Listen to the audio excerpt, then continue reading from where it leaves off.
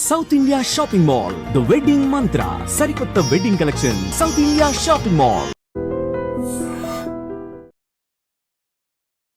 ఇక్కడ నల్గొండ జిల్లాలో ఉన్న యూట్యూబరు పాకిస్తాన్ ఎందుకు వెళ్ళాడు?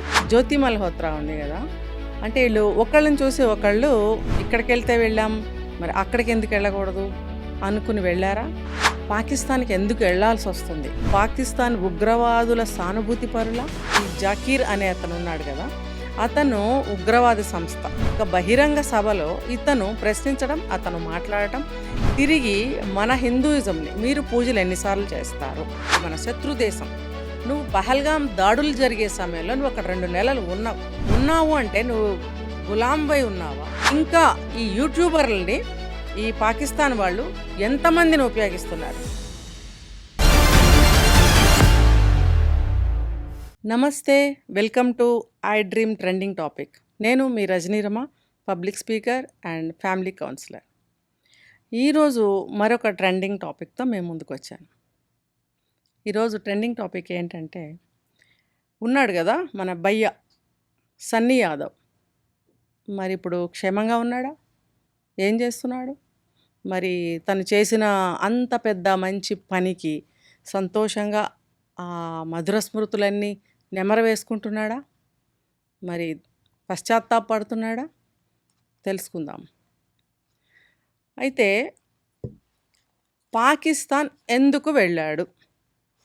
ఇక్కడ నల్గొండ జిల్లాలో ఉన్న యూట్యూబరు, చేసుకుంటున్నావు నువ్వు చక్కగా చేసుకో, మంచి మంచి వీడియోస్ చేస్తున్నావు, అందరికీ ప్రపంచవ్యాప్తంగా అందరికీ అన్ని విషయాలు చూపిస్తున్నావు, మంచి మంచి విషయాలు తెలియజేస్తున్నావు, చాలా బాగుంది. అంటే ఈయన సిస్టర్ జ్యోతి మల్హోత్రా ఉంది కదా, అంటే వీళ్ళు ఒకళ్ళని చూసి ఒకళ్ళు మనం ఇక్కడికి వెళ్తే వెళ్ళాం, మరి అక్కడికి ఎందుకు వెళ్ళకూడదు అనుకుని వెళ్ళారా? లేకపోతే ఎవరైనా వీళ్ళని ఇన్ఫ్లుయెన్స్ చేసి పిలిచారా?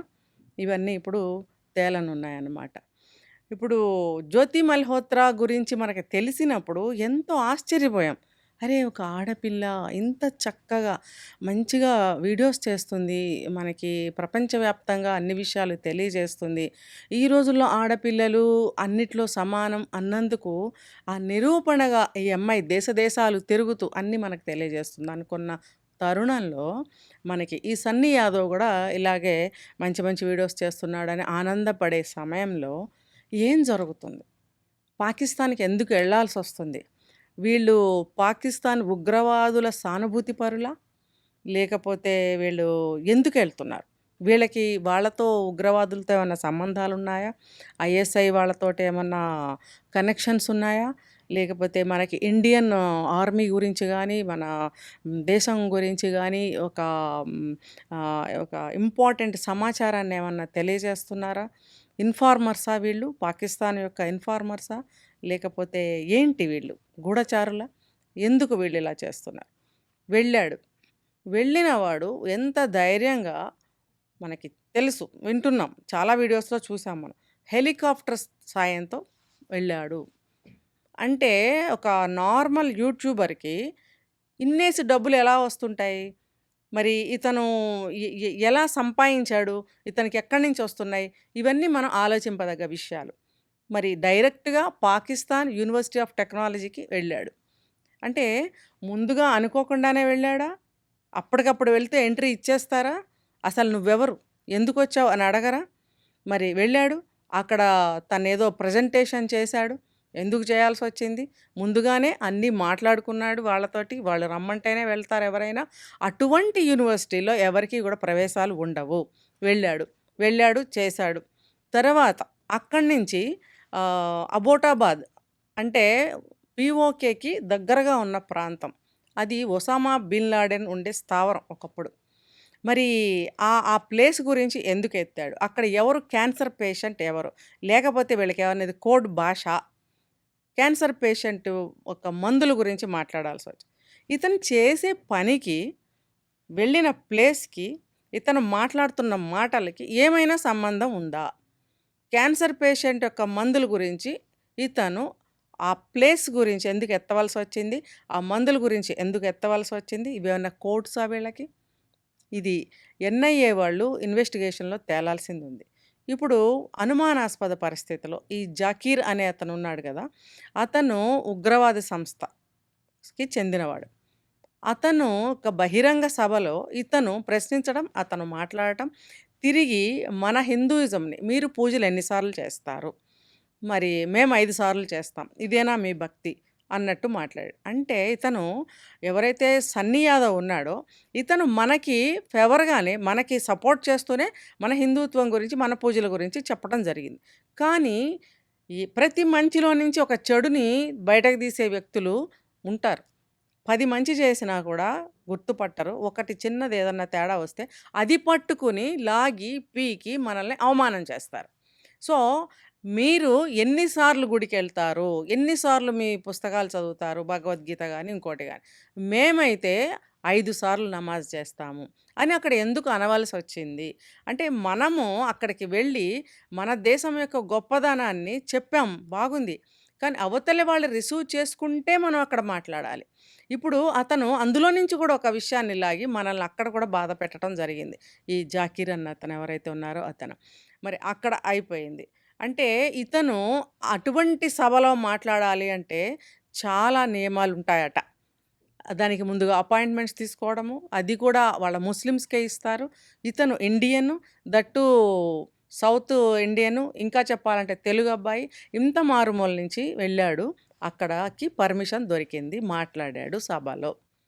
మీరు గమనించినట్టయితే ఆ వీడియోలో చేతులు కట్టుకుని మాట్లాడుతున్నాడు ఈ బయ్య. ఎవరు? సన్నీ యాదవ్. అంటే నువ్వు అంత ఒబీడియంట్‌గా నువ్వక్కడ ఉండాల్సిన రూల్స్ ఉన్నాయా నీకక్కడ? మరి నువ్వు అంత భయపడుతూ పరాయి దేశం వెళ్ళి, మన శత్రు దేశం, నువ్వు పహల్గాం దాడులు జరిగే సమయంలో నువ్వు అక్కడ 2 నెలలు ఉన్నావు. ఉన్నావు అంటే నువ్వు గులాంవై ఉన్నావా?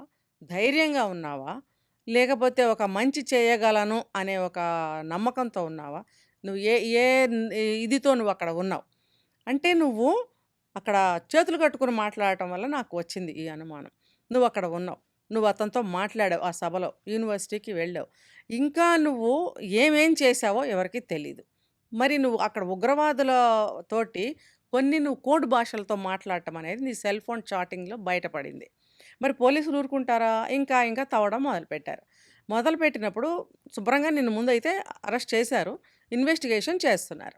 చేస్తున్నప్పుడు నువ్వు చెప్పాల్సిన విషయాలు ఇంకా చాలా ఉన్నాయి భయ్యా. నువ్వక్కడ నిజాలన్నీ ఒప్పుకో. నువ్వు ఎందుకెళ్ళాల్సొచ్చింది? నువ్వు నువ్వు నీకు ఎన్ని డబ్బులు నువ్వు తీసుకుంటున్నావు? నువ్వక్కడ ఇంకా ఏమేమి కుట్రలు చేస్తున్నావు వాళ్ళతో చేరి. అంటే నువ్వు ఒక దేశద్రోహివని ఇప్పటికే నిరూపణ అయిపోయింది. అంటే నువ్వు కన్న దేశానికి, మాతృదేశానికి నువ్వు ద్రోహం చేయడానికెళ్ళావా? లేకపోతే నిస్సహాయ స్థితిలో ఇరుక్కుపోయావా? ఇప్పుడు ఈ ఎన్ఐఏ వాళ్ళు చేస్తున్నటువంటి ఇంట్రాగేషన్‌లో ఇంకా చాలా తేలాల్సినున్నాయి. నిగ్గు తేలుస్తారు. ఇప్పుడు మెల్లమెల్లగా ఒక్కొక్కటి బయటకు తీస్తున్నారు. అది ఎవరెవరితో మాట్లాడాడు? అబూటాబాద్ ప్లేస్ పేరెందుకెత్తాడు? ఆ క్యాన్సర్ పేషెంట్ ఏంటి? ఆ మందులేంటి? ఇవన్నీ కోడ్ భాషలైతే కనక అవన్నీ గూడా తేలుస్తారు. ఎన్ఐఏ అంటే సామాన్యుది డిపార్ట్‌మెంట్ కాదు.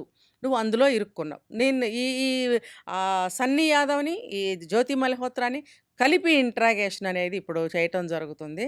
బహుశా వేరు వేరు సెల్స్‌లో పెట్టి, వేరు వేరు ప్లేసుల్లో పెట్టి వీళ్ళని ఇంట్రాగేషన్ చేస్తూ ఉండి ఉండొచ్చు. అయితే ఇటువంటి దేశద్రోహుల్ని ఇంకా ఇంకా ఇంట్రాగేషన్ చేసి మరిన్ని విషయాలు, మరిన్ని ఆచూకీలు అతని ద్వారా వీళ్ళు ఎన్ఐఏ వాళ్ళు రాబడతారు. రాబట్టిన తర్వాత అతను చేసిన పనులేంటి, చేస్తున్న కార్యక్రమాలేంటి, ఇవన్నీ గూడా బయటకు రావాల్సిందుంది. త్వరలోనే అవన్నీ తేలుస్తారు. ఇంకా ఈ యూట్యూబర్లని ఈ పాకిస్తాన్ వాళ్ళు ఎంతమందిని ఉపయోగిస్తున్నారు. యూట్యూబర్లు వీళ్ళకి ఒక మీడియేటర్లుగా ఉపయోగించుకోవచ్చని ఒక గొప్ప ఐడియా వాళ్ళకొచ్చింది. మన వాళ్ళు అలాగే ట్రాప్ అయ్యారు.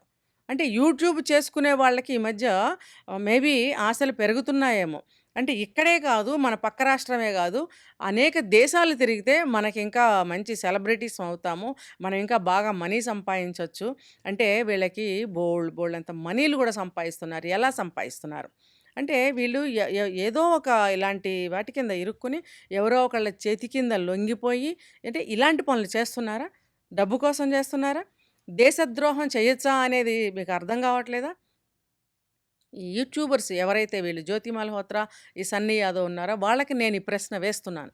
ఇంకా ఎవరైనా ఇలాంటి వాళ్ళు ఉంటే ఈ చట్టం అనేది పట్టుకోక మానదు. వీళ్ళ నుంచి సమాచారం రాబట్టక మానదు. వీళ్ళకి కఠినమైనటువంటి శిక్షలు ఖచ్చితంగా వేస్తారు. ఇది మామూలు చిన్న చిన్న విషయాలు కావు. ఇది దేశద్రోహం. ఇవి ఇంతమంది కలిసి ఇంకా ఎంతమందున్నారో మనకు తెలీదు. వస్తారు. వీళ్ళని పట్టుకుని వీళ్ళని ఇంట్రాగేషన్ చేస్తే ఇంకా ఎంతోమంది కొండంత కొద్దీ ఎలుకలన్నీ బయటకొస్తూ ఉంటాయి. సో, ఇలాంటి దేశద్రోహికి ఎలాంటి శిక్ష వేయాలి అనేది కింద కామెంట్‌లో పెట్టండి. తర్వాత తల్లిదండ్రులు, కొడుకు సంపాదిస్తున్నాడు కదా! అని ఊరుకుంటున్నారా మీరు? ఎక్కడి నుంచి సంపాదిస్తున్నాడు? అతను చేసే వృత్తి ఏంటి? చేస్తున్న ఉద్యోగం ఏంటి? ఇంత సంపాదన ఎలా వస్తుందని ఎంక్వైరీ తీస్తున్నారా? ఎంక్వైరీ చెయ్యండి. మీ పిల్లలు ఎక్కడికెళ్తున్నారు? ఏం ఉద్యోగం చేస్తున్నారు? ఆ ఉద్యోగానికి తగ్గ సంపాదన సంపాదిస్తున్నారా? లేకపోతే ఎక్కువగా సంపాదిస్తున్నారా? కోట్ల మీద సంపాదిస్తున్నారా? ఇది సమంజసమేనా? అని తల్లిదండ్రులు ఆలోచించాలి. పిల్లల్ని నిలదీసి అడగవలసిన బాధ్యత తల్లిదండ్రులకి ఎప్పుడైనా ఉంది. ఎప్పుడూ కూడా తల్లిదండ్రులు కనిపెడుతూనే ఉండాలి. నీకేం తెలుసు అన్నా సరే, నువ్వు ఏ దారిలో నువ్వు డబ్బు సంపాదిస్తున్నావు అని అడగాల్సిన బాధ్యత తల్లిదండ్రులకుంది. ఇలాంటి దేశద్రోహుల్ని మన గవర్నమెంట్ వదిలిపెట్టదు. మనం వేచి చూద్దాం. Thank you.